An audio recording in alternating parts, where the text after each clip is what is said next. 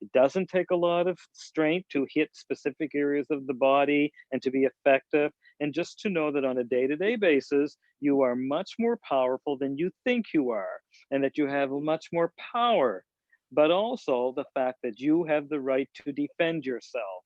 So thinking that also calms you down and prepares yourself for when you might have to defend yourself.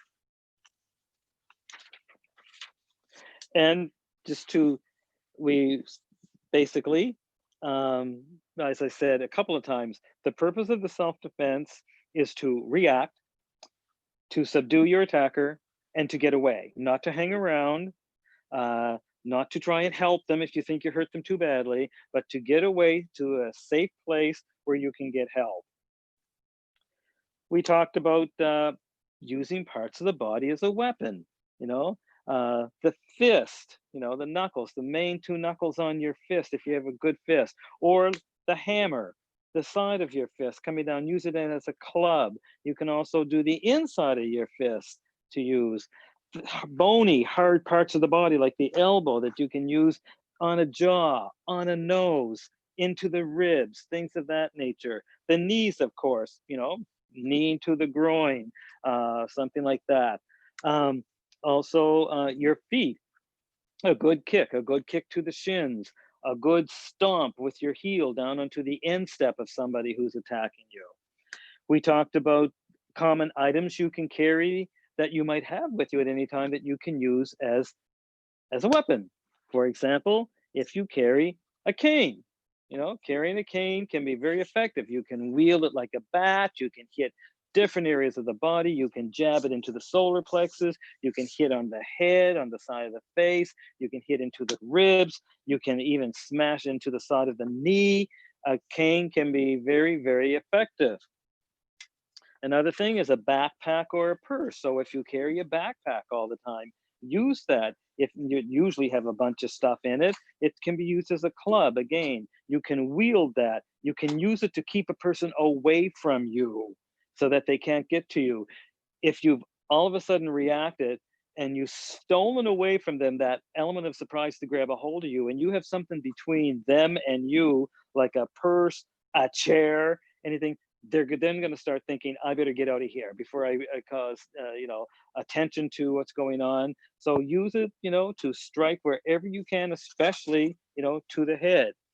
If you're walking at night or something like that, keys. You see people walking with keys between their fingers, like that, you know, based upon how many keys you have, you can have one between every set of fingers, so that if somebody attacks you, straight to the throat, straight to the solar plexus, straight to the eyes, you know, you don't, you know, you just have to hold it, clutch it, and let the keys do the work, you know, that will scare a person immediately, especially if you strike.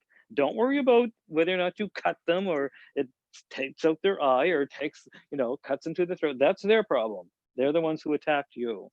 So, as I said, also in your home, think of something, maybe even in each room, but not necessarily, but certainly like in your bedroom, in the kitchen, in the living room where you spend a lot of time, something that if somebody, an intruder broke into your house, something you could use as a weapon, whether or not you go out and buy a baseball bat and put it under your bed, whether or not you realize, oh, these chairs that I have are fold up chairs, and you can fold it up very quickly and use it to keep somebody away from you, and even use it to strike somebody. A big frying pan in the kitchen that you always know where they're at and you can use as a weapon automatically. Something in the house that you can use instantaneously to give you a long enough time to get away. We then also talked about the areas on the body to strike, which there are many, many areas on the body you can strike and be very effective. Starting from the head down, you can strike to the temple. You can use a fist to the temple. You can use the side of your fist to the temple. The ears, as I said, if you take and arch your hands and use a very strong strike to the ears, it'll make the ears ring right away, and it causes pain for the person. Anything on the nose, whether you come down on the nose like that, like a hammer, or if you come down on the nose with the elbow, or if you even just strike to the nose that way, or with the palm of the hand striking up that way, is going to stop the person. It can break the nose very easily because it's just cartilage. It automatically throws the vision off, everything. A good strike to the jaw, be it a fist, be it a purse, be it a chair, can break a jaw very easily. And then the person's totally out of commission. Striking to the neck, directly in here with the fist, directly into the neck is going to cut off the breathing right away, immediately, which the same will do to the solar plexus. If you get a good shot with the end of a cane, with your fist, with a knee, into the solar plexus. If the person's behind you and you use your elbow, it'll cut their breathing off right away because it couples up the diaphragm. And that's when people say they lost their breath. Striking to the ribs, as I said, the floating rib. Remember that bottom rib is a floating rib, which means it does not connect to the sternum. So it's easily broken. A broken rib really, really hurts, but not just the floating rib. You can also easily break any other rib, especially if you have a weapon and you strike very, very strong. Other areas, the eyes, of course, as I mentioned, fingers to the eyes, directly into the eye, right into the eye sockets, strike the individual. The kidneys, if you get behind the person and give them a good kick, a good punch, or use a weapon directly to the kidneys, that hurts tremendously. It'll drop a person right away if you hit to the kidneys. The stomach, a good blow to the stomach. How many of us have lost wind right away when you run into something or you're playing and you fall down and you hit your stomach? It's a combination of hitting the stomach and the solar plexus, and that's when you lose the wind. It's all gone. You're gasping for air. The groin, of course, a knee to the groin, a foot to the groin, a purse to the groin. You can use, the hand like this directly up into the groin. You can use the knee into the groin. You can use the knee also if you grab the person by the hair or the head and bring their head right down onto your knee. Knee's very effective that way, but you can also drop a person and stop them by hitting the knee. If they're standing in front of you and if you take your foot in very quickly, kick out and right onto the knee has nowhere to go but back and break. It's not flexible that way. It has to bend forward, not back. So if you use all your force with your foot to strike an opponent directly in the knee, you can snap their knee right away. And the instep. The instep is very fragile. The bones in the foot are very fragile. So even if you're just wearing sneakers, but especially if you have boots or shoes or high heel shoes on, and you come down full force right onto a person's instep, you can shatter those bones right away. So those are some of the areas that we spoke about last week. So what do you do when you're actually attacked? I'll start by giving an example of what happened to me actually this summer. It was near the end of the summer, but it was still beautiful. And I was coming home from Bank Street one afternoon, a Saturday afternoon, and I stopped and grabbed a coffee on Elgin Street, and I decided just to sit in the park there across from the Elgin Street School and drink the coffee. It was middle of the afternoon. There were people in the park, sparsely around, and people on the street.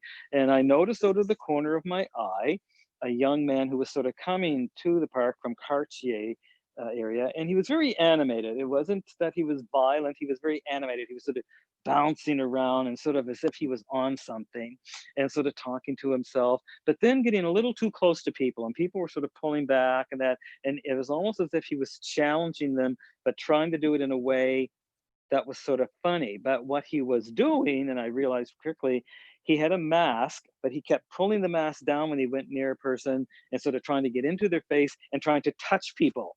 And he was saying how, then I heard him, I could verbally hear him say how he was infected and he was going to touch people. So I just sort of set my coffee to the side, and I could see him from the corner of my eye coming towards me. And I knew he was zeroing right in on me because I was sitting close to the edge of the park next to Elgin Street. And just as he went to come towards me to lean over to touch me, I just jumped up and I just did a snap kick just far enough so that it was like a 1/4 inch pull right from his face. And he just fell right back onto the ground. And so I just stood there, and he scrambled up right away and took off like lightning up the street. Everybody in the park was sort of watching. I thought, okay, I think I'll just leave now. So I took my coffee and left. That's an example of what you don't expect to happen. You don't expect it to happen in Ottawa, on a sunny afternoon in the park. But he was obviously a troubled person on something, and that, I didn't want to hurt him, and I knew that would probably dissuade him, and it did. So when something like that happens, very often, especially if people see something coming, especially if they're sitting down, you'll see people almost sort of pull in, as if they're trying to pull into a shell. That's the worst thing to do, because you become a target, as I mentioned last week. Don't let people think you're a target. If you're aware that something's coming, be prepared. If somebody is going to attack you or assault you when you're sitting down, they automatically think they have the advantage because you're sitting down and they're standing up.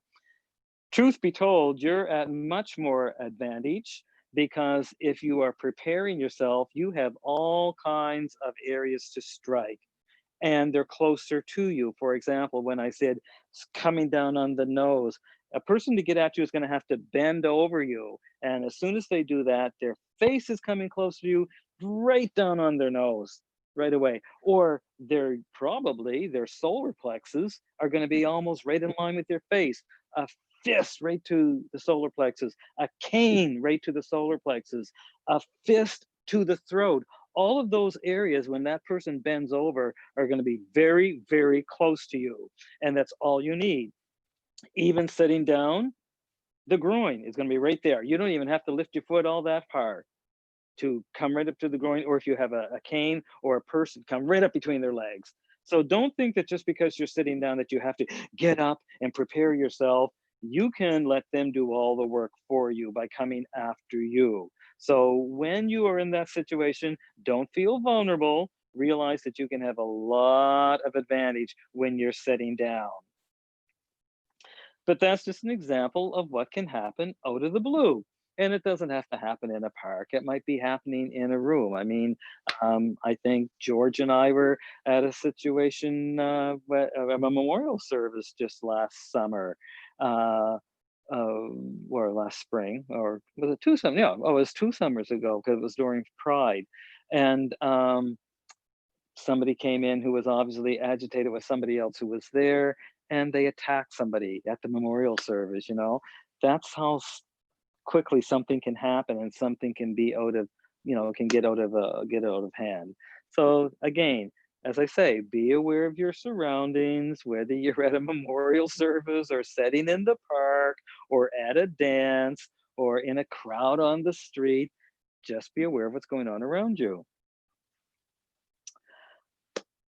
Also, as I mentioned, the palm of the hand is very effective, whether whether you're sitting down or standing up. Lots of times you will see people being trained, and if you're sitting down and you can come right up under the chin, or even if you're sitting down and you decide, okay, that's exactly what I'm going to do. If they come near me, use your own momentum. As you're coming up out of the chair, come up with the palm right under the chin. You can just stop a person right away. It bashes their teeth together. It throws off their orientation. Or if you come up also to the nose, the palm of the hand, just arch the back and use it as a battering ram. That's very, very, very effective. One of the things you should remember, and I think I mentioned it the last time, was that use that person's momentum. Don't pull away if they grab you. Go with them and use that force. That force will build up. It's a law of physics. That force builds up as you bring your fist forward, as you bring your palm forward, as you bring your knee forward. If they're pulling you, go with them, because they're expecting you to pull back. Instead, go with them, strike them, and they're probably going to fall over because of that. So always use their force, let them do the work for you. Actually, one person who I taught self-defense to, a lady, told me one time, it just popped into her head. She was attacked from behind when she was walking home, and she faked fainting. She just let herself start to go limp. As soon as you start to go limp, the person let go of her. And as soon as they let go of her, she elbowed him right into the solar plexus as hard as she could. And he went down like a sack of potatoes. And then she just took off. The minute that he thought he I don't know, subdued her or whatever, or was going to be able to take total advantage of her, that's when he let his guard down. So it worked. She said it just came to her. She, rather than panic, she just faked that she was fainting. And you can do that.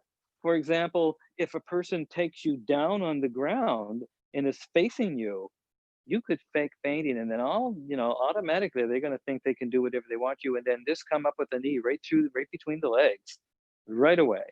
Another good thing when somebody is attacking you, and this is if somebody is, for example, in front of you, if people are in front of you, standing in front of you, the idea that, as I mentioned before, always keep in mind this individual, the people who are going to attack you are probably very sure of themselves. They think they have a victim, so you're going to turn the tables on them. Standing in front of an individual, you can do all kinds of things. As I said, you can, by looking them in the face, and they think that you're going to maybe react or scream or whatever, you can be moving the lower part of your body as they pull you into them, right into their ribs with your elbow. All you have to do is move, as they're pulling you, just right into the ribs with an elbow, and it'll stop them right away. As they're pulling you in, very often somebody will pull you by here. Let them pull you. As they pull you in, just right into the groin, or people who are more flexible, as they pull you in, take your knee right into that rib, bring it right up at an angle under the floating rib, and it will break it every time. It will break that floating rib. Just let them pull you and get that knee right in there. You can also, again, as I said, use your fingers as they're pulling you towards them, poke them right in the eyes, use your hand right into the throat, let them pull you in, and use your elbow into the jaw, break their jaw, or at least, incapacitate them. Let the person's momentum build up your strength, and at the same time, shock them. Um, some of the other things you should, stop and think about. How are you being attacked? You know, in most cases, if somebody attacks you, if somebody stops you with a gun, just do what they say. Give them your money, give them your purse, whatever. Don't try to fight with a gun. If they stop you with a knife, you know, if they have a weapon and they just want to rob you, go ahead. It's another thing if they want to then physically attack you. Then you have to defend yourself. You might get hurt in the process, but you also will surprise them in defending yourself.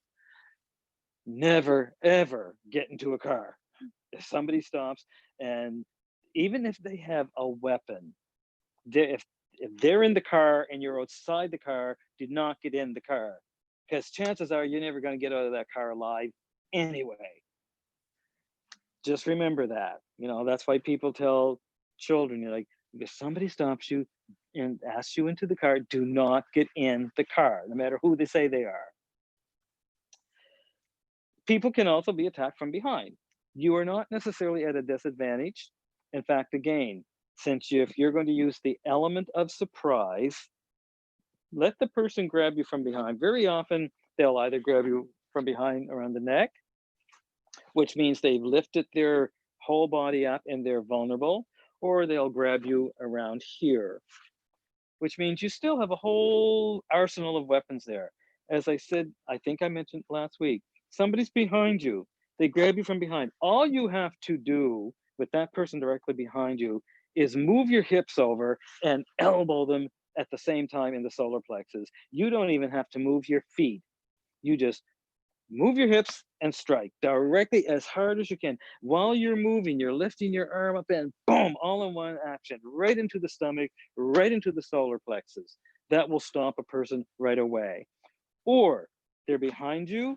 All you have to do is sort of very quickly gauge where your feet are and where theirs. Normally, if somebody grabs you from behind, normally their feet are on the outside of your feet because they're trying to balance themselves. But just take a very quick glance rather than panicking, and just lift your foot on, bang, right down on the instep as hard as you can.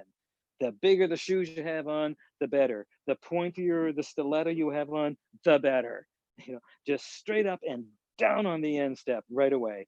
They are out of commission right away.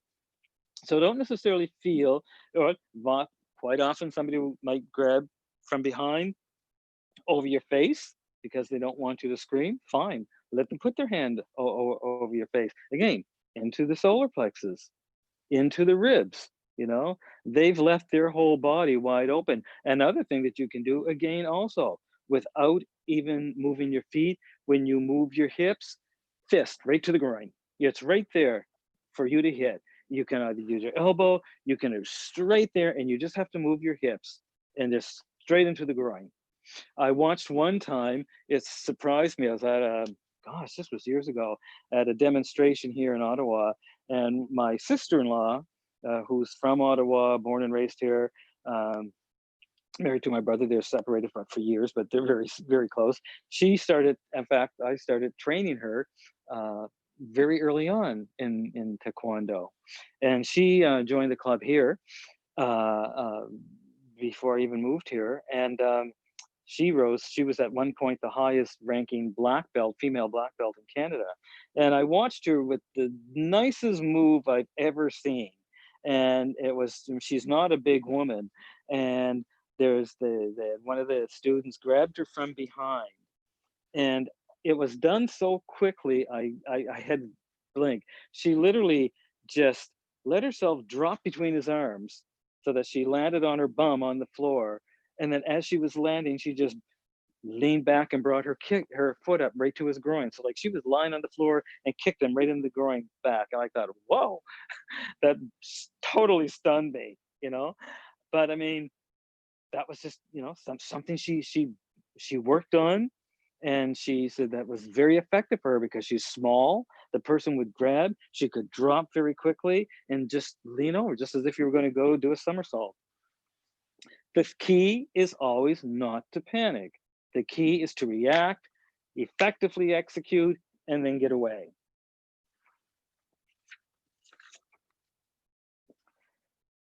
Another thing, don't forget you have a head too. Lots of people do headbutts, you know? Somebody that has you embraced like that, you can either use the back of your head right onto their nose, or if they're in front of you, you can use the front of your forehead right onto their nose and break their nose.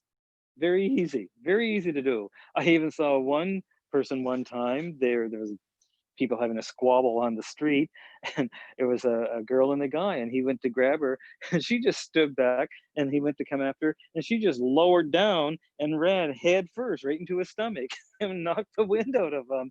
I thought, ingenious, you know, brilliant, go ahead, do it. um the shins, as I mentioned, shins are very vulnerable. I mean, everybody knows how there's very little skin there to protect it. You feel your shins, you can feel the bone. You scrape your shins, it hurts. You get kicked in the shins, it hurts. You're playing sports or fall down or run into a chair with your shins, it hurts. So a good swift kick or a hit with an object to the shins can stop a person right away. So it's a nice big area.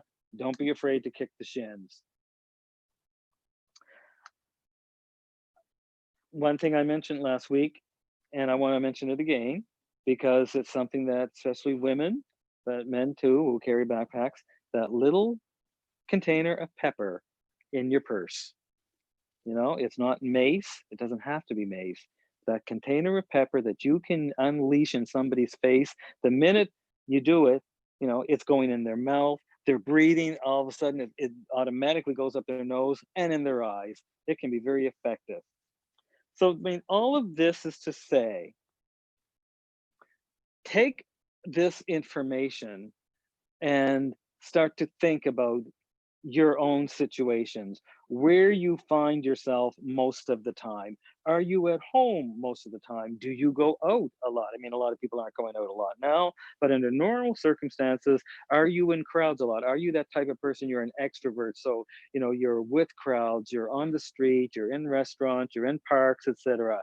Or are you more introverted so that you might, in fact, unconsciously or subconsciously find yourself in more, not, I won't say isolated areas, but more quiet areas where somebody might, you know, think of taking advantage of you? Do you sit in parks a lot, like by yourself, just to meditate and just to take in the scenery, where somebody, you might see somebody who might come up and all of a sudden sit beside you and try to take advantage of you. Just get to know, re-get to know yourself and your circumstances, the type of person you are, your personality. Are you easily excitable? Work on that. Calm the self down so that this fight or flight doesn't happen and you just react and then walk away. Um, are you the type of person who tends to be fearful of things, not even knowing what they are? Calm down. You might be a person who might want to start meditating a bit more so that you can calm yourself. A big part of martial arts, and I've done this for years, is meditation. You know, as they say, the whole psychological aspect of a martial art, the main aspect of a martial art, is not the physical. You can turn the physical on and off in a second, whether it's because you're defending yourself, whether it's because you're in a tournament, whether it's if you're sparring. There's different parts of martial arts that you can, work on. Sparring in a match. If you get into breaking boards, breaking bricks, or an even nicer part of it, which is called kata, which is sort of like, it's a series of moves, almost like a dance, that you have to learn all certain motions for every level belt you get. And they become increasingly more complicated, more involved. You might have to know, certain 5 or 10 advanced kata for your black belt, whereas you may have only knew one for your yellow belt. And a lot of people really perfect kata. It's beautiful watching it. You can watch, especially if you watch a number of black belts all doing the same thing at the same time, just in sequence. That's part of meditation. That's part of calming the self down.